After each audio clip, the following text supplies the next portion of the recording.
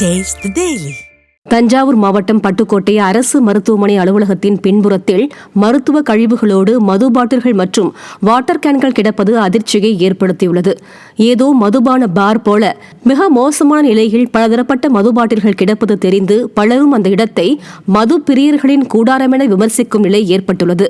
இதன் மூலம் மதுவை ஒழிப்போம் என கூறி ஆட்சிக்கு வந்த விளம்பர ஸ்டாலின் மாடல் அரசு மதுபான விற்பனையை வளர்த்துள்ளதாக பலரும் குற்றம் சாட்டுகின்றனர்.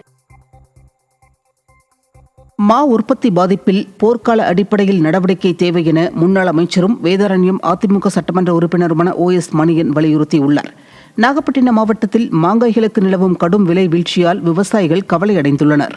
இது தொடர்பாக வேதாரண்யத்தில் செய்தியாளர்களிடம் பேசிய அதிமுக முன்னாள் அமைச்சர் மா விவசாயிகளிடத்தில் ஆலோசனை செய்து இழப்பீடு வழங்க வேண்டுமென வலியுறுத்தியதோடு தவறும் பட்சத்தில் அதிமுக சார்பில் மாபெரும் ஆர்ப்பாட்டம் நடைபெறும் என்றும் எச்சரித்தார்.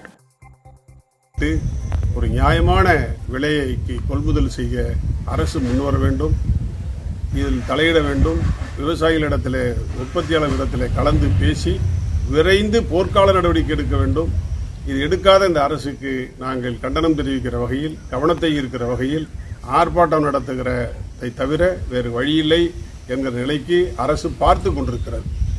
எனவே பார்த்து கொண்டிருக்கிற இந்த அரசு நடவடிக்கையில் இறங்க வேண்டும் என்று வலியுறுத்தி வற்புறுத்தி கேட்டுக்கொண்டார். திருவண்ணாமலை மாவட்டம் ஆரணி அருகே திமுக நிர்வாகி சட்டவிரோதமாக குளத்தில் மண் எடுப்பதாகவும் தட்டி கேட்ட கிராம மக்களை அடியாட்கள் வைத்து மிரட்டுவதாகவும் குற்றச்சாட்டு எழுந்துள்ளது.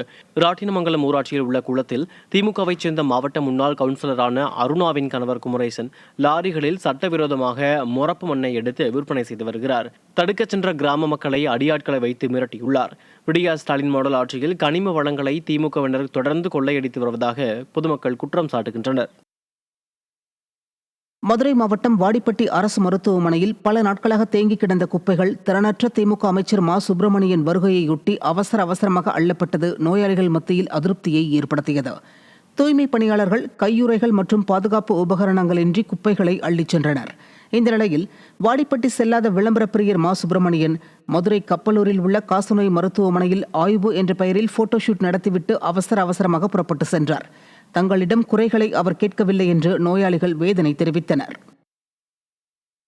கோவை மாநகராட்சி மாமன்ற சாதாரண கூட்டத்தில் தனது வார்டில் அதிக அளவில் காலாவதியான மருந்துகள் மூட்டையாக கொட்டப்படுவதாக ஸ்டாலின் அரசின் கூட்டணியில் உள்ள காங்கிரஸை சேர்ந்த மாமன்ற உறுப்பினர் குற்றம் சாட்டியது பரபரப்பானது.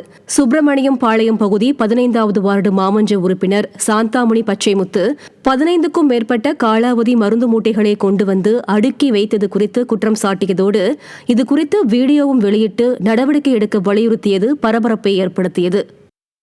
காலாவதியான மருந்து மூட்டைகள் வைக்கப்பட்டிருந்தது. பொதுமக்கள் உதவியுடன் அடையாளம் கண்ட பொழுது அவர் ஒரு தனிநபர் ஜன நடமாட்டம் அதிகம் உள்ள வார்டு பகுதிகளிலேயே இவ்வளவு மூட்டைகளை வைக்கப்பட முடிகிறது என்றால் கோவையின் புறநகர் பகுதிகளிலும் மற்ற வார்டுகளிலும் இதுபோன்று எத்தனை மூட்டைகளை கடத்தி கொண்டிருக்கிறார்கள்? இதில் எத்தனை பேருக்கு தொடர்பு இருக்கும்? மேலும் இதில் உள்ள அபாயங்கள் என்ன என்பதை நாம் உணர்ந்து இதை உடனடியாக தடுத்து நிறுத்த வேண்டும்.